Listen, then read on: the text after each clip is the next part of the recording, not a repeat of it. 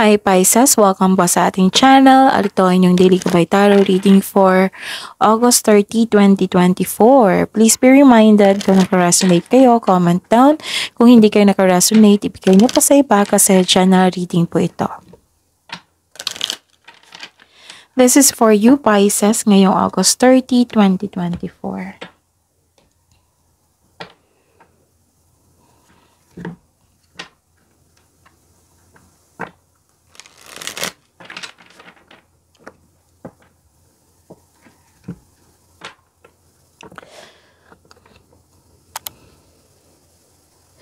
Maraming salamat po sa inyong patuloy na suporta at maraming salamat din po sa mga hindi nag-skip ng ads. Gamitin ang reading na ito bilang gabay lamang sa mga hindi pa subscribe na po kayo at click bell notification para malaman nyo na may bago tayong video. Para sa mga gustong magpa-reading po, may lumabas dyan sa screen nyo ngayon, panoorin nyo po at sundin ang instruction. Calling the attention sa mga suki ko dito ng Pisces, open na po inyong Monthly Gabay Tarot reading for September 2024. May 6 months from now reading tayo at love life reading po, so message me Pisces for schedule. Maraming salamat po.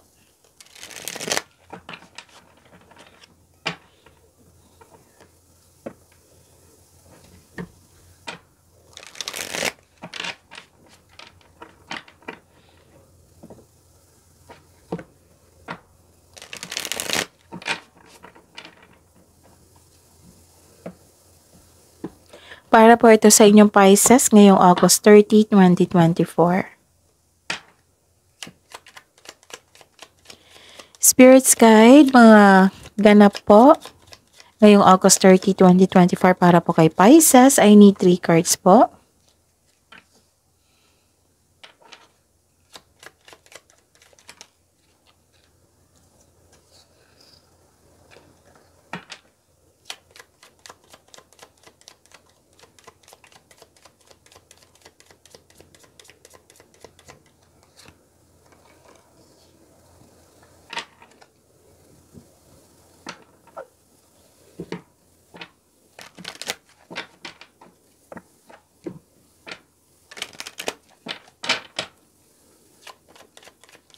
Spirits Guide, mga mensahe po para kay Pisces ngayong August 30, 2024. I need 2 cards po.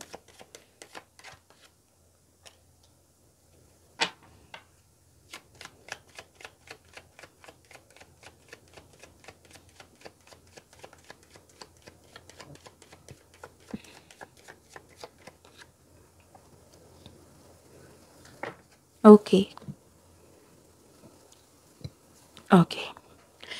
Pisces, ngayong August 30, 2024. Okay. Some of you nag-self-study ngayon, nag-aaral, nagbabasa ng libro, document, letter. Pwede din nagsaliksik kayo ngayon para may makuha kayong learnings and knowledge. And busy kayo dito nagsaliksik kayo, para may matutunan, gano'n. And nakita ko dito, sa pagsaliksik mo, may nakita ko dito na may nalaman kayong sekreto. Nang siyang dahilan nag-overthink kayo. So, alam nyo naman na hindi yan nakabuti sa inyo, yung overthinking or overanalyzing, di ba? And, 2 card kasi nagsabi dito, nakaramdam kayo ng fear or takot or worried kayo. So, ito.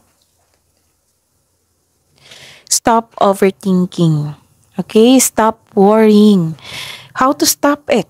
Okay? Ang bigyan natin na to ng solusyon. Kasi ito rin yung sabi ng card nyo dito. I-search nyo sa Google. Nagsaliksik kayo, diba? So, take this as advantage ngayon. Kasi nagsaliksik kayo. I-search nyo sa Google yung mindfulness skills. Kasi isa yan sa mga katulong na on how to stop overthinking. And okay. Overthinking, yung paulit-ulit na lang na problema na hindi mo binigyan ng solusyon, bigyan nyo po ng solusyon. Face your fears. Ganon. Tapos, kung hindi pa kayang bigyan ng solusyon, change the channel. Stop muna. And the best thing to do, ito din yung ginagawa ko ginagawa ko is time for reflection. Time for reflection, yung pag-spend time sa inyong ng alone, meditate, solitude, yung gusto nyong nagkaroon ka ng soul searching, yung para makapag-isip, makapagpahinga. Kailangan natin yan eh. Tapos, kasama na yung meditation, right? So, nag-connect ka sa universe. Nagkaroon ng meditation. Tapos, kasama na yan yung spiritual development, personal development, kasi may awakening eh. May self-assessment na. So, may solusyon na. So, time for reflection is the very healthy thing to do. Healthy naman yung iba yung sinabi ko, pero the most effective. For me for me. So, yung nakita ko dito, sabi ng card dito, you have to stop this overthinking or overanalyzing kasi hindi yan nakakatulong sa inyo. Yan po yung magbibigay sa iyo ng stress, na magiging weak kayo, na magkakaroon ng negativity, mag-create kayo ng blockages kahit hindi kayo kahit nasaktan lang kayo, na hindi kayo gumagawa ng masama, ganon. Mag-recreate kayo dito. Maaring natanggap yung negativity mula sa isang tao or maaring nag-create kayo ng negativity kasi nararamdaman mo na may natakot kayong nararamdaman. Okay? So, yun yung process po. Time for reflection is the best thing to do. Okay? Simulan mo na ngayon. You should stop it kasi kung may darating na opportunity tapos buhos ka sa yung time for being na worried kayo, na natakot kayo, yung doubt kayo, baka mawala yung opportunity eh. So remember, overthinking and overanalyzing can steal your opportunities and your happiness. Okay? And this is very good kasi you are moving. Ginawan mo ng action katulad ni Cancer kanina sa mga cross-watcher dito. Tingnan natin mamaya kay Scorpio. So Pisces, you're helping yourself. Kahit nabibigatan ka, nilet go mo. Nag-decide ka na mag-let go, mag-move forward. Kasi nagkaroon ng transformation dito. This is ending and you beginning. Okay? Itong yung beginning, yakapin niyo po ito, i-embrace niyo po ito, and kailangan may willingness talaga sa pagtanggap sa pagbabago. Okay? May concern kayo sa isang matigas ang ulo, ayaw makinig, or sobrang stricto, ganon. Nang siyang dahilan na nagkaroon kayo ng blockages. So, alam niyo naman na hindi maganda yung blockages na yan kasi hindi makapasok ng tuloy-tuloy yung blessings, di ba? So, ang gagawin nyo, you should stop overthinking and move forward, pag-let go sa hardships, and hayaan mo mayakapin nyo mo yung bagong pagbabago sa inyong buhay. This is transformation eh. Okay? Yon. Kailangan din ng pasensya. Nothing is yet set in stone, so kailangan ng mahabang pasensya. And work through your fears. Ito yung sabi ko kanina sa inyo dito, na face your fears. Kasi kung hindi mo yan i-ignore mo or ayaw mong harapin, mas lalaki yan. Kasi mababother ka eh. Diba, Pisces? So, work through your fears. Kasi dyan matatest na maging, may learnings kasi dyan eh. Maging matapang ka, maging confident ka na next time, ma-aware ka na kung paano bigyan ng solusyon yan. Oo. May development yan. Sa bawat challenges, may development yan. Okay?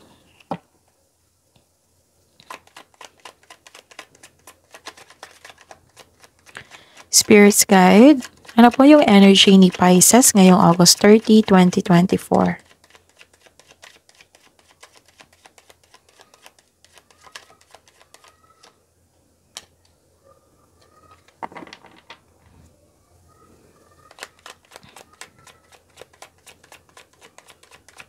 The clarification po.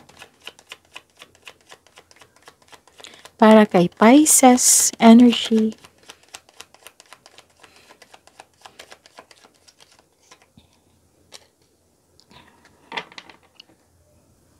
Okay. This is daily reminder para hindi kayo maguluhan, para hindi kayo malito. Panoorin nyo po yung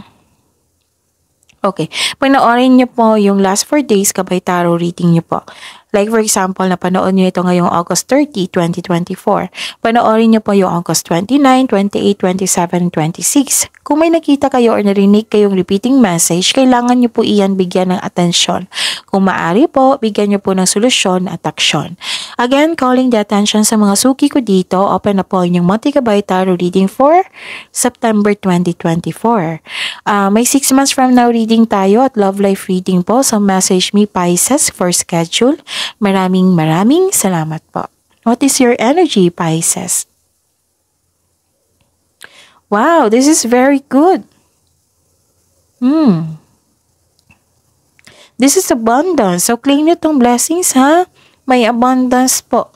Abundance and success. I-claim nyo po ito, Pisces. You are receiving love. You are busy ngayon para sa inyong growth and expansion. Pwede may nag-alaga sa inyo na mother figure or kayo po ito, may nalagaan. Marami kayo na pagdaanan sa past na naging kayo ngayon, naging stronger kayo ngayon. And this is also fertility po. This is about love, beauty, money, and creativity. And kitang-kita ko yung happiness dito. Yes. And di ba may sabi ako na development kanina? So may nakita talaga ako development dito. So claim this success, claim this abundance.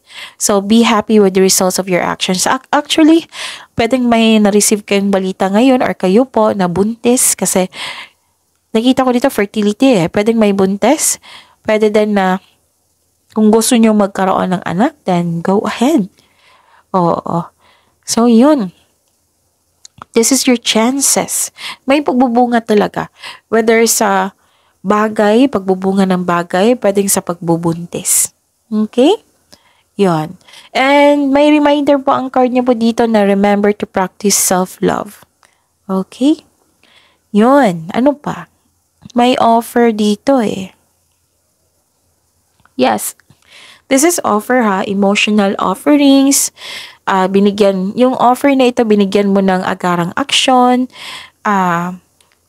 Actually, good news is on the way, di ba? Ang ganda ng cards nyo ngayon. Oo, dito, good news is on the way. And pwede lang nag-healthy living kayo ngayon. Pwedeng may bago kayong kasama or bago kayong pet or bagong gamit.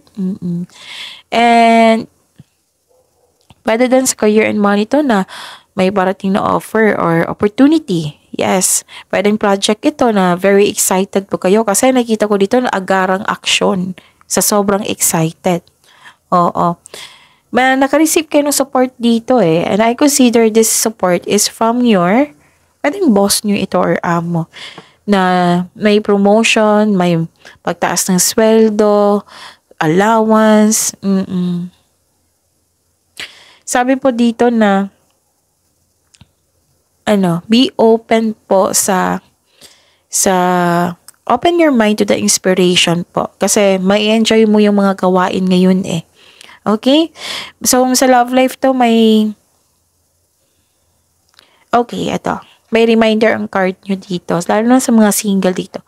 Kung may nag-approach sa inyo na bagong tao ngayon, pwedeng, I consider this is manliligaw o na interesado sa inyo. Kilalanin nyo po muna. Kasi nakita ko rin yung energy nyo dito is excited, right? Excited, interested ka sa kanya. Pero sabi po ng card dito, kilalanin nyo po daw muna. Huwag kayong mag-carried away, ganun. Observe ka muna, kilalanin nyo muna. Maging wiser po.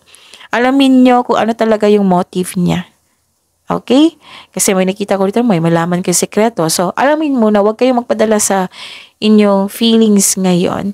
Okay? So, enjoy mo lang yung moment kasi yung pagkakaroon ng time for kilalanin nyo muna ang isa't isa, andyan yung kilig eh. So, yun.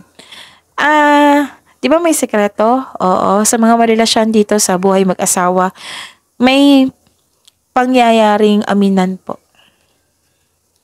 Okay, posible din proposal to ha. Yes. Ba, ang ganda. Spirit's Guide, career and money po ni Pisces. Ngayong August 30, 2024.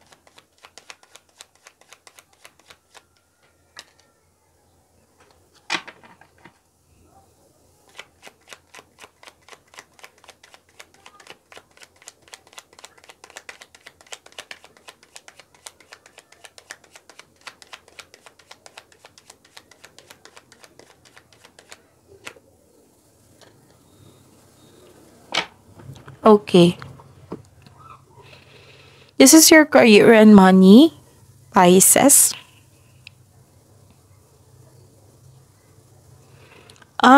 This is good kasi nagkaroon ng healing or hinahayaan mo yung sitwasyon na matapos. So remind yourself po daw, sabi po ng card, you remind yourself na let go and move forward. Kasi kung kakapit ka pa sa nakaraan, walang mangyayari kundi sama ng loob or hindi ka makalet go, ganun. Yan yung pumipigil, yung nakaraan is yan yung pumipigil sa paglitaw ng bagong simula. Kaya nga may pag-let go dito. So, you are helping yourself to move forward para magkaroon, di ba, let go, meron din dito. So, magkakaroon yan ng transformation. This is very good kasi you're helping yourself para magkaroon ng healing. And may reminder po ang card nyo po dito, Pisces, na yung dumating daw na opportunity sa inyo, wag nyo daw ipagpaliban. Kasi magbibigay po ito ng kasaganaan sa inyo. Actually, hiniling mo ito sa universe at binigay sa inyo. So, anong gagawin ng tao? 'Di ba? Pagyamanin nyo ang binigay na blessing. So, dito tayo mag-focus sa binigay ng universe sa inyo. Okay? So, tama to. You're helping yourself magkaroon ng healing, magkaroon ng pag-let go, and wag nyong i-postpone yung opportunity na dumating. Instead, bigyan mo ng konkretong plano and make the best choices and make the best decision. Okay? Yon. May temptation, no? Saglit lang po. Okay. May nakita ko ditong okay. Do not overspend sa trabaho. Okay? Kasi nakita ko dito, nag-overspend ka sa trabaho. It might be yan yung process mo para ma-process mo yung nararamdaman mo dito. Kasi naging workaholic Naging masipag ka. Nagkaroon ka ng maraming pera. Dahil sunod-sunod yung overtime. Let's say, ganyan. Kaso kulang ng pahinga. So, our health is wealth. Kaya mag-ingat po.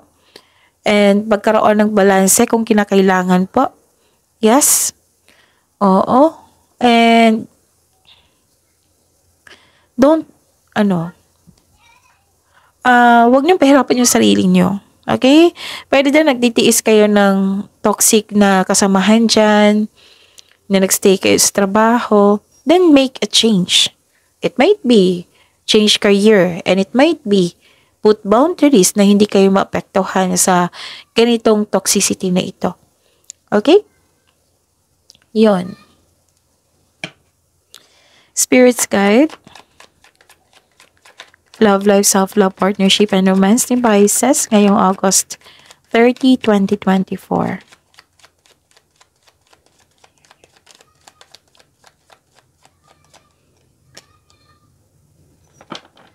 And the clarification of this card po.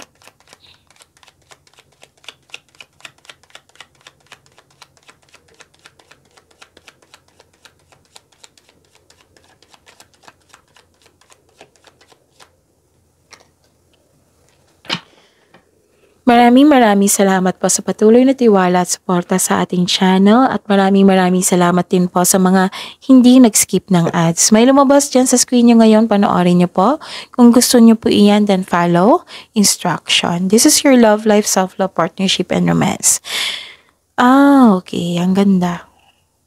Okay. Nakikita ko dito na may maging partner ka na naabot na niya ang financial maturity. Pwede din partner nyo ito. Sa mga single dyan, sa mga relasyon, sa buhay mag-asawa, basta yung partner nyo na-reach na niya ang financial maturity. Sa mga single dito, nagkaroon ng sense of stability. Gusto nyo bumili muna ng lupa, magpatayo ng bahay, bago bumuo ng pamilya. May plano kayong magbakasyon o bumili ng regalo that pampers you. Wow, so this is very good. Kasi nakita ko dito yung wealth and generosity. Maaring binigyan mo ng regalong partner mo, maaring binigyan mo ng regalo yung sarili mo, kasi may nakita kong wealth dito. Financial stability, ilang beses ito lumabas sa cards yung ngayon. So, Ha? Mahusay kayo sa buhay, oh. Nakikita ko dito. Wow. Ang pagtaas to ng tagumpay, eh. So, this is your reading. Parang uubo ako. So, this is your reading. Paisa, see you tomorrow. Please like, subscribe, and click the button for notification para updated po kayo sa daily tarot reading natin. Maraming salamat po.